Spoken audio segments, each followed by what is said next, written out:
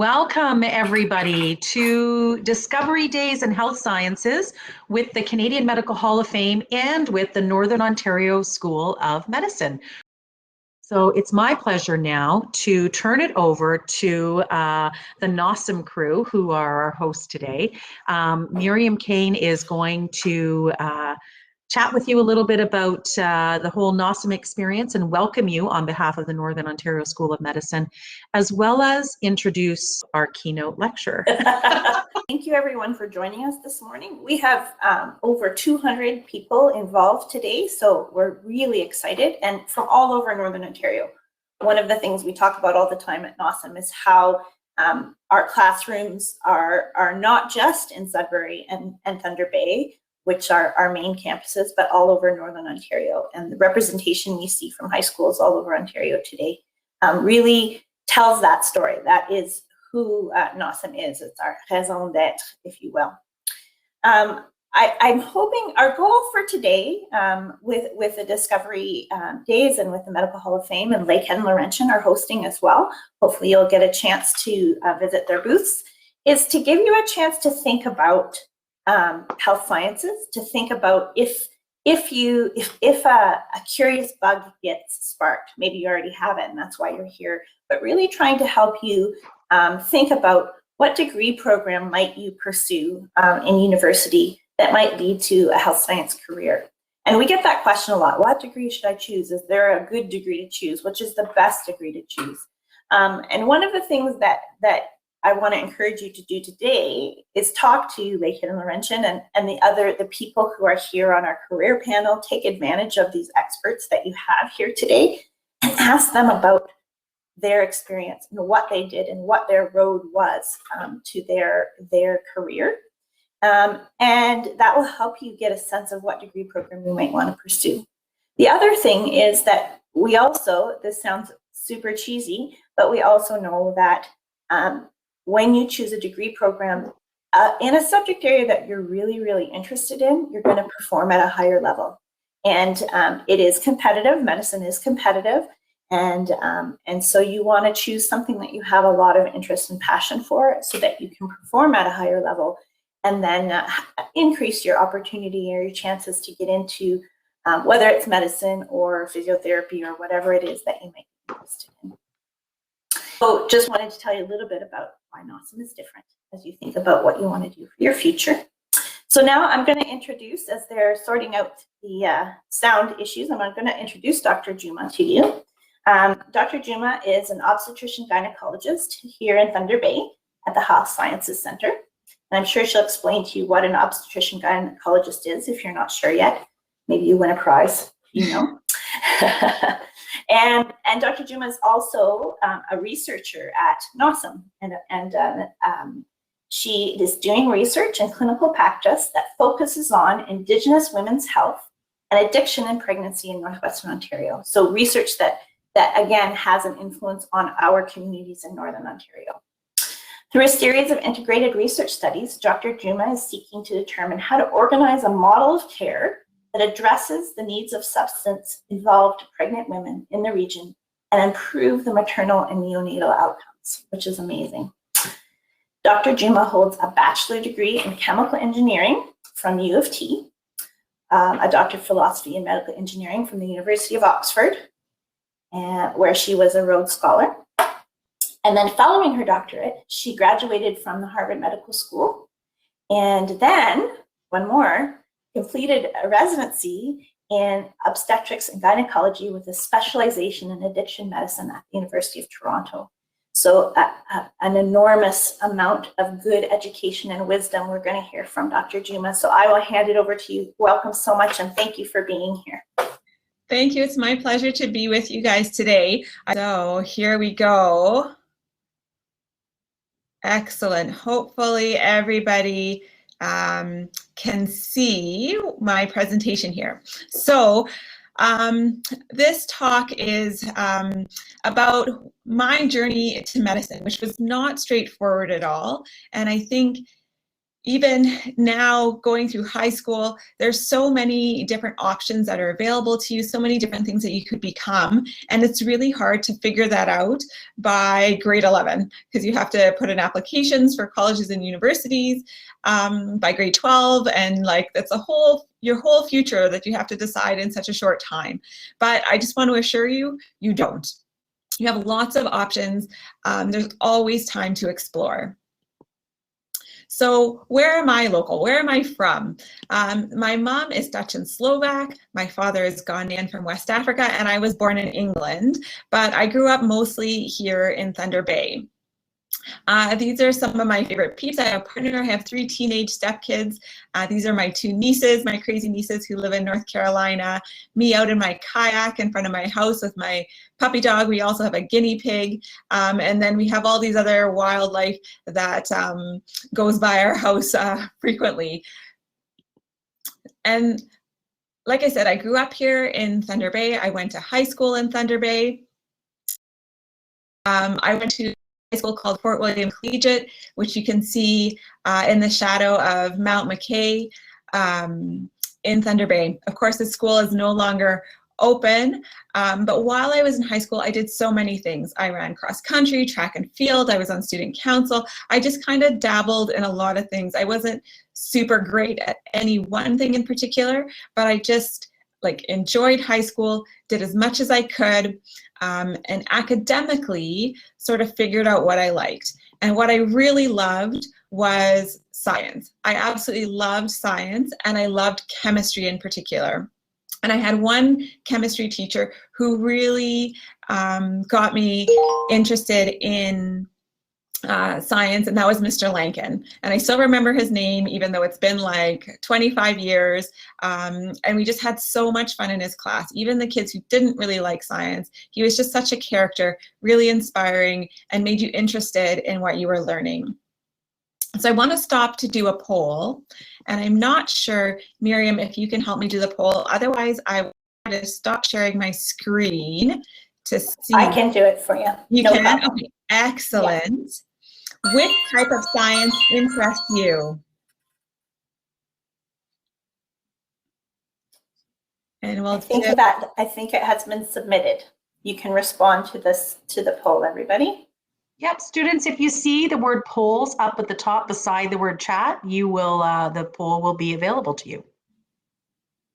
So you'll see chat, polls, attendees, and Q&A. Click on polls and you'll see the poll.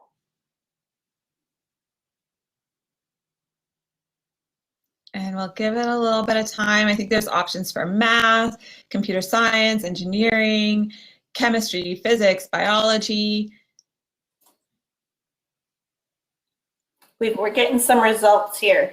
Okay, why don't you tell me the results that we have so far? Sure. So we have 28.7% interest in biology, 17.5% chem, 5% physics, 3% computer science, 29.95% medicine, 4% engineering, and 10% math. Wow, so lots of biology, medicine focus, and then there's some physical sciences, computer science as well, and engineering is coming up behind, but that's okay. I didn't really know much about engineering when I was in high school either, because I loved chemistry so much, and I thought 100% that that's what I was going to do. And then in the process of going through all the university course catalogs, because I'm so old and it used to be in a book, not online, I realized like I did not want to do chemistry at university at all. And I was sort of panicking because this is what I thought I wanted to do, and I was so set in it. And when I looked at the courses, they just didn't really interest me.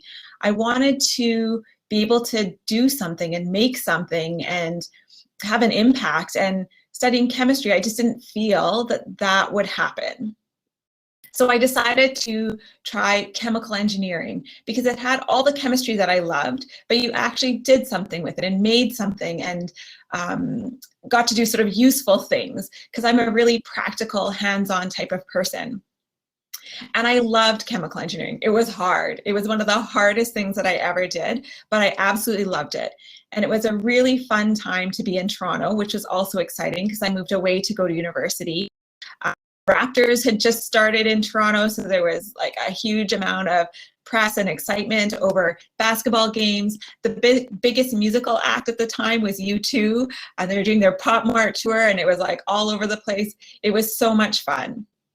And while I was studying, one of the things we had to do was research. You had to do a research project as part of your fourth-year studies in chemical engineering. And I met this lady. This isn't some random stock photo. This is an actual person. Her name is Molly Shoykett.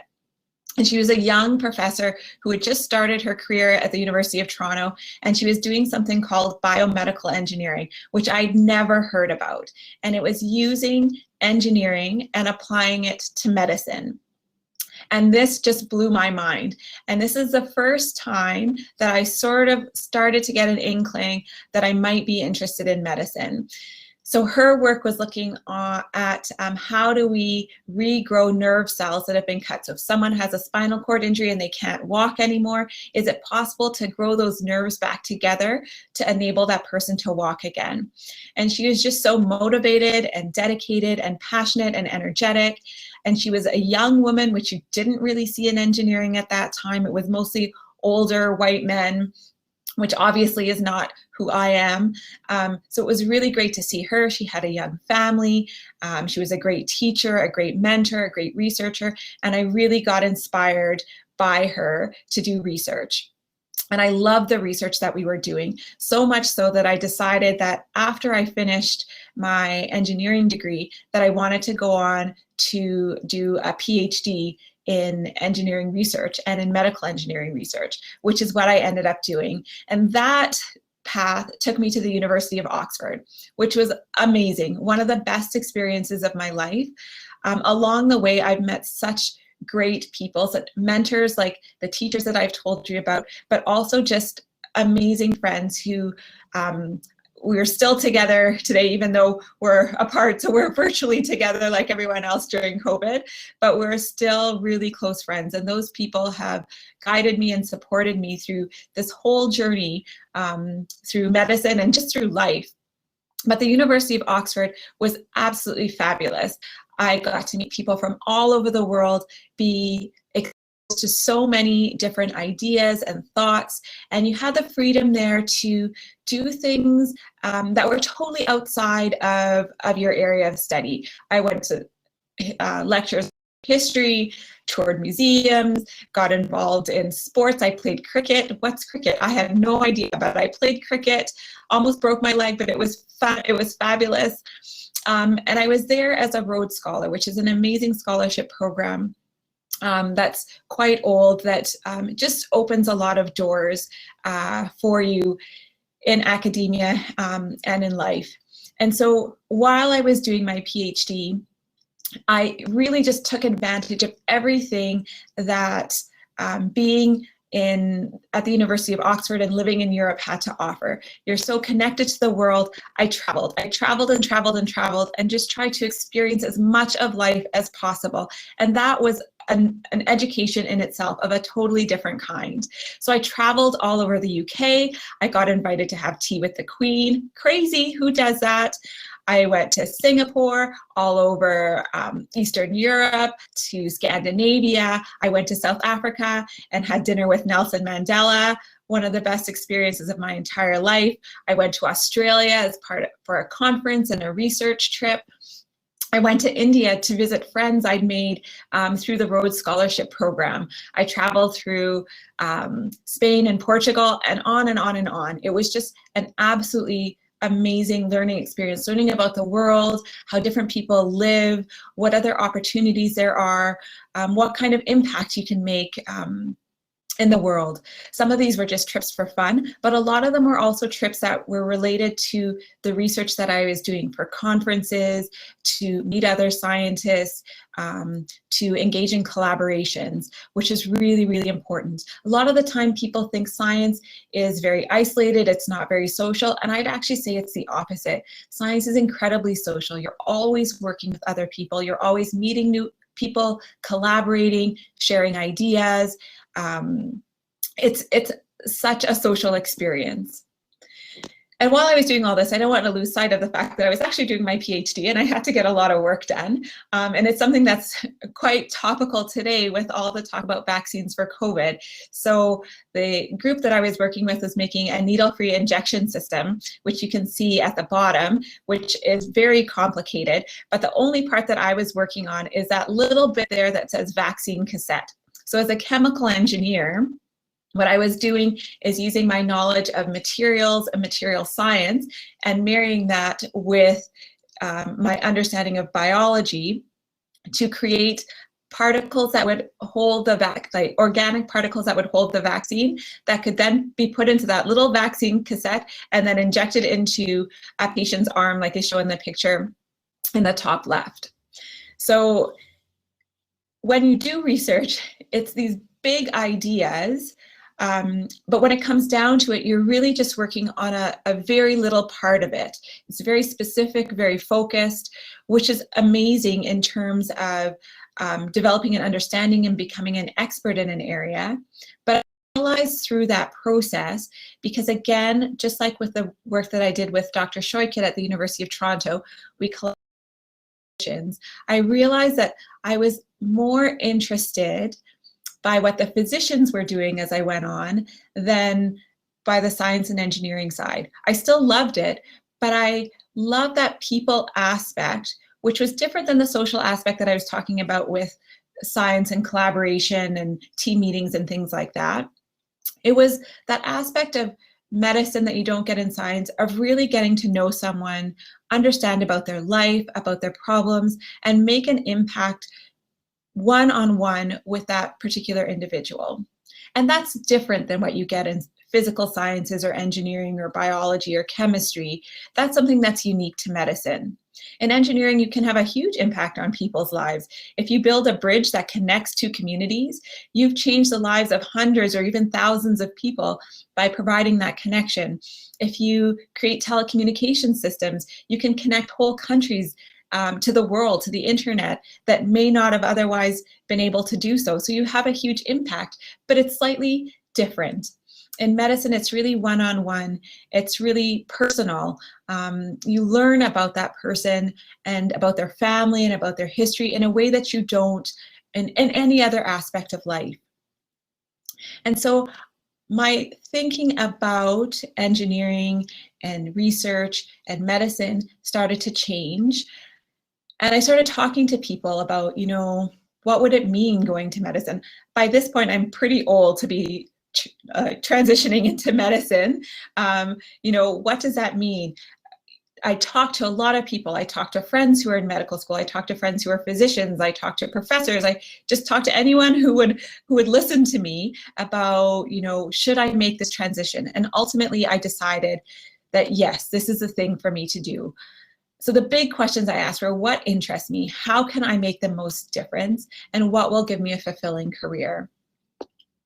So I made the leap and I applied to medical school, and I was very privileged and lucky to get into Harvard Medical School, which was an absolutely amazing experience in a totally different way from Oxford. But the level and quality of research that was happening there, the advances in medicine, they're really at the cutting edge, at the forefront, and you have access to everything in the Harvard system, everything in the MIT system. It was really, really absolutely amazing. And then when I'm in medicine, you think, okay, yeah, I'm going to be a doctor. That's great. And then you realize there's just another menu of choices. Like, what kind of doctor do you want to be? There's a doctor for every organ. There's a doctor for everything that you can imagine, pathology and public health, which we're all being more exposed to now, just absolutely everything, laboratory sciences. And actually I settled on becoming an obstetrician gynecologist. And most people have no idea what that is, but obstetricians deliver babies. And so I do that probably half my time. And I combine that obstetrics practice with research. So I deliver babies here at Thunder Bay Health Sciences Center and also at Sulakaut Menaryawen Health Center. And through doing that and delivering babies and working one-on-one with women, I realized there's lots of things in the system that we could do better to help pregnant moms and to help newborns and to help families to help young families. I was able to bring that research back into my practice, but in a totally different way. So I don't do any research, I don't do any physics research anymore, engineering research, but I've applied all of those same principles that I learned when I was in my undergraduate degree in Toronto and in my PhD in Oxford to the work I'm doing now, which is really much more qualitative and focused on families and systems and understanding how we provide healthcare. And I've also expanded it to include other providers. So I have these moccasins here just to say that the majority of the women that I look after are Indigenous, and I've expanded my practice to now include an Indigenous midwife. We have an Indigenous midwifery apprentice, and we have women who work in the communities who are trained through the research programs that we work with. So just expanding those circles of knowledge and caring from my core practice of obstetrics and gynecology through advocacy and through community action. And then gynecology is the other half of obstetrics and gynecology, and that's women's health. And that's surgery, so I spend more time in the operating room. That's where I'll be going after this talk. And the picture on the left is me pre-COVID going to the operating room, and the picture on the right is in the height of the COVID pandemic, me going to the operating room. So things are always changing, but it's a really rewarding part of my career. And still now, even though I've been in practice now coming on 10 years, I still ask myself, what kind of doctor do I aspire to be? Because I'm just sort of in mid-stride in my career, and I always want to be growing and changing. Just because I've done all these degrees and I'm in practice, it doesn't mean that I can sort of rest and say, okay, done everything, I'm good to go. I know I want to be kind. I want to be compassionate. I want to be inquisitive still. I want to be involved with my patients, involved with my own family, with my own life. I want to be an activist and advocate for patients and advocate for changes in the healthcare system that are going to be beneficial. And I want to be progressive. I want to be on the leading edge. I want to provide the best care that I can to patients.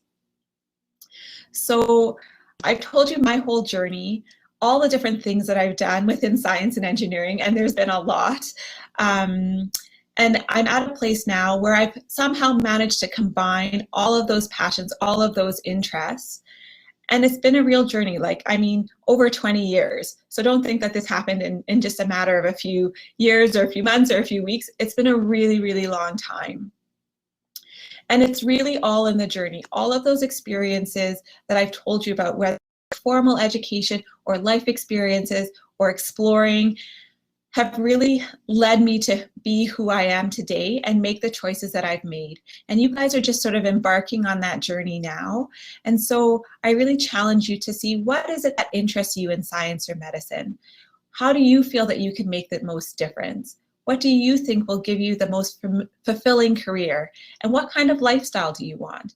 These are all really important questions as you move forward, and will help guide you one way or another in your journey through education and through your career. And I went the university route, but that's not the only route that you can take.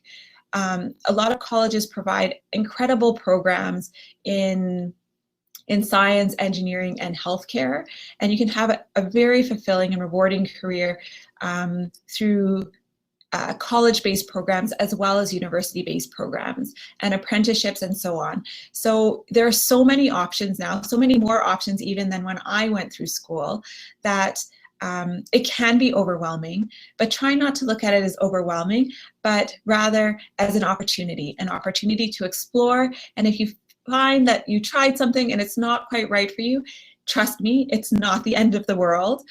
You can change, you can adjust, carry with you what you learned from that experience and take it on to the next one. So I'm so excited to hopefully meet some of you in your journey through science or medicine. If you come through as medical students, or if I see you on the floor or in ultrasound or at the university through research, that would be absolutely amazing, or through any community activities that you're involved in. So thank you so much for your time. Enjoy the days of sessions and talks. I think it's amazing that you have this opportunity to explore science and medicine in this way, and thank you so much for your time. Thank you very much, Dr. Jumah. We are so appreciative of you taking time out of what is clearly a very busy schedule to chat with us today. I'm sorry about the technical issues in getting you on stage, but I think all the students will agree that it was well worth that few minutes extra wait in order to get you on board. So much appreciated. It's interesting, when you were speaking, there was a list of qualities you were putting up, the kind of doctor you want to be, you know, kind, compassionate, inquisitive, innovative. These are all the qualities and attributes of Canadian Medical Hall of Fame laureates. If you had to write a list, these soft skills, in addition to the obviously strong academic and technical skills that our laureates have, are the ones you put up there. So it won't surprise me at all if one day we're seeing you in the Canadian Medical Hall of Fame.